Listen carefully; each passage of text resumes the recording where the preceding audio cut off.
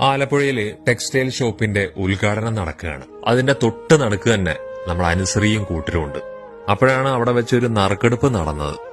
നറുക്കെടുപ്പിലൂടെ തനിക്ക് 10,000 രൂപ സമ്മാനം ലഭിച്ചു എന്ന് തെറ്റിദ്ധരിച്ച് വേദിയിലേക്ക് കടന്നു വന്നൊരു അച്ഛൻ.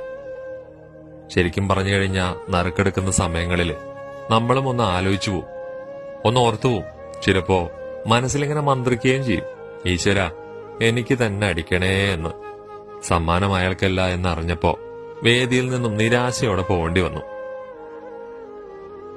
അവിടെയാണ് കണ്ടു നിന്നവരുടെ, പ്രത്യേകിച്ച് അനുശ്രീയുടെ കണ്ണ് നിറഞ്ഞുപോയി. സത്യത്തില് അനുശ്രീ ഇങ്ങനെ കരയുന്ന കണ്ടപ്പോ നമുക്കും എന്തോ ഒരു വിഷമം തോന്നി. അവര് ചിലപ്പോ അവരുടെ മാതാപിതാക്കളെ ആലോചിച്ചു കാണും. എന്തോ ഹൃദയസ്പർശിയായ ഒരു കാഴ്ചയാണ് നമ്മളിപ്പോ കണ്ടത്. മനുഷ്യനായിട്ട് കാര്യമില്ലെന്നേ, മനുഷ്യത്വം ഉണ്ടാവണം. പിന്നെ സംഭവിച്ചതെല്ലാം മനുഷ്യത്വം തുളുമ്പുന്ന കാഴ്ചയാണ്.